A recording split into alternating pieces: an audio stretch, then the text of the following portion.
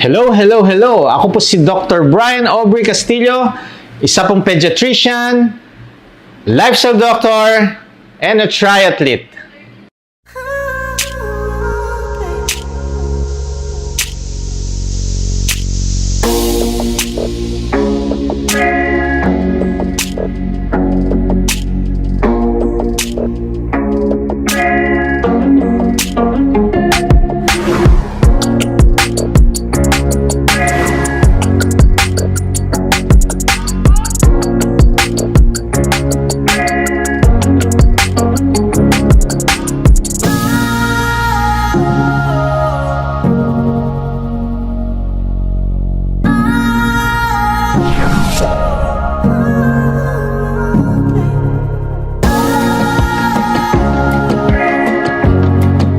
Ang routine sa buhay ko, maaga nagigising, mga 4 a.m., nagre-ready na ako to work out.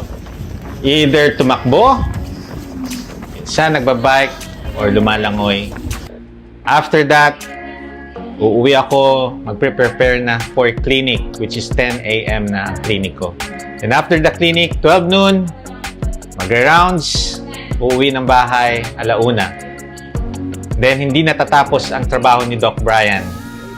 Dahil meron din online consultation tuwing hapon hanggang gabi. Ganyan po ka-busy ang aking buhay. Pero, meron akong routine na ginagawa para mapanatili ko ang aking kalusugan para makatulong ako sa mga may sakit.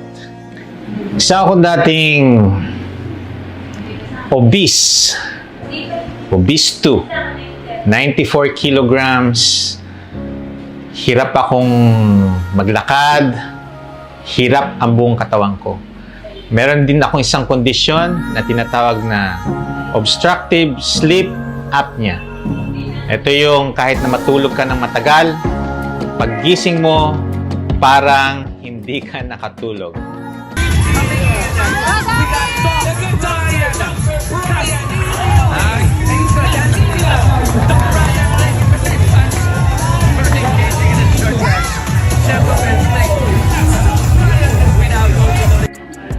Nagbago ang aking lifestyle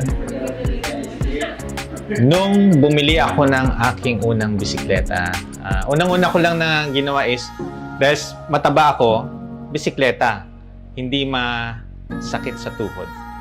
Nag-start yon, nagbabike ako ng 100 km, 200 km, pinakamahaba is 300 km bike ride. Na akala ko yun ang magbibigay sa akin ng malusog na pangangatawan. Hindi ko pa rin kasi binago ang aking nutrition. Nung na-invite ako sa isang triathlon event, ako isang biker doon, sabi ko sa sarili ko, wow! Ang ganda ng triathlon. Paano ako makakasali dito? Hindi ako marunong lumangoy. So nag-aral akong lumangoy, and eventually, natuto, sumali sa mga triathlon event. Ngayon, nakatapos na po ako ng 2 full Ironman at isa tong accomplishment sa part. Mahirap po ang pinagdaanan ko. From mataba, sa team ko, ako yung pinakakulelat na tumatapos. Pero nasa pagpupursigi ko, tinama ko ang nutrition ko, training ako. Ngayon, masasabi ko na nasa rurok na ako ng aking kalusugan dahil nagpo-podium. Either third, second, nag-first sa mga karera po. Triathlon, duathlon. Bakit ko sinabing nutrition ang pinakamahalaga? Dahil nung inintroduce sa akin ang low-carb nutrition, nagduda ako nung umpisa. Kasi sabi ko, bakit mawawala ang carbohydrates or mababawasan ang carbohydrates sa kakainin ko? Kailangan ko ng carbohydrates pang energy. Pero nung pinag-aralan ko siya, sinubukan ko siya, wow! Meron tayong tinatawag na transition. Inabot po ako ng 1 buwan. 1 buwan akong nanghina, pero nagagawa ko lahat ang tumakbo, mag-bike at lumangoy. After 1 month, nanumbalik po ang aking lakas, and yun na. Nagsimula na akong nag-improve ang aking katawan, ang aking stamina, ang aking lakas. At doon ko nasabi,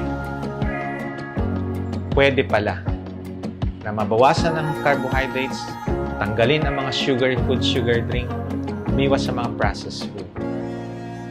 Iba ang dulot sa kanya, nalilinis ang katawan natin.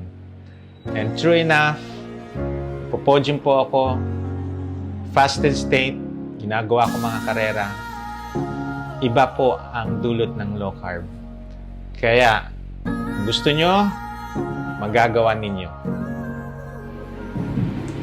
Inaanyayahan ko po kayo mag-subscribe, i-like ang aming page, Low Carb, Real Talk with Doc Bry and Kuya Gibo.